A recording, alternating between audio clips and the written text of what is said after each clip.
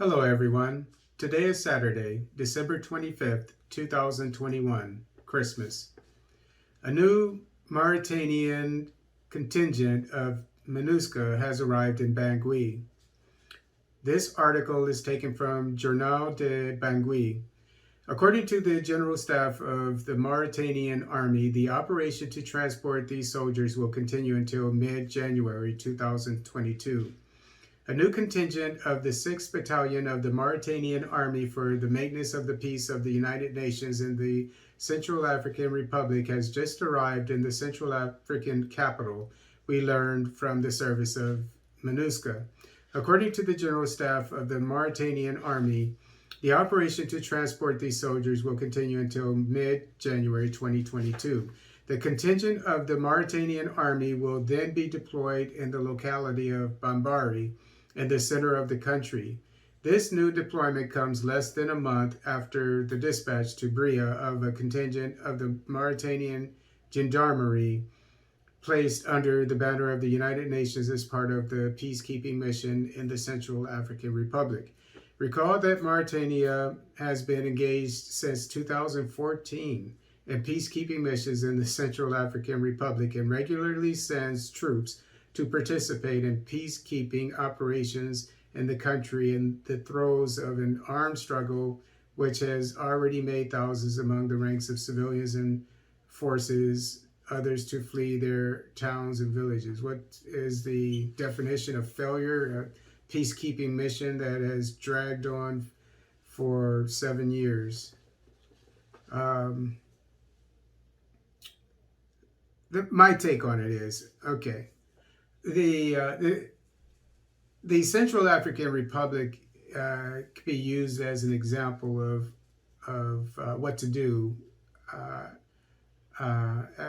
as a Pan-African military security force for all of sub-Saharan Africa.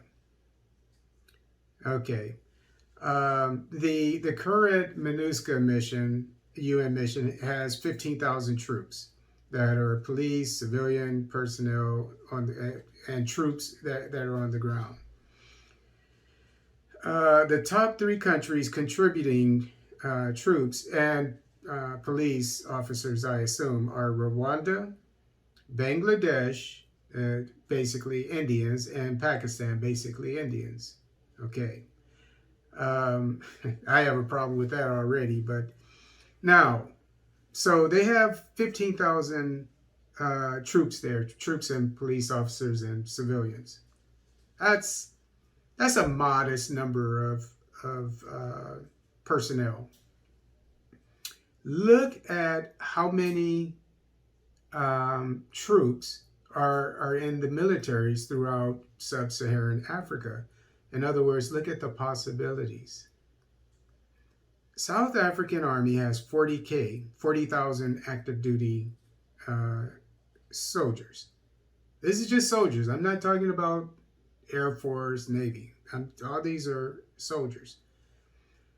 Angolan Army has 29,000 active duty soldiers. Ghana has 15,000 active duty soldiers. Botswana, 9,000.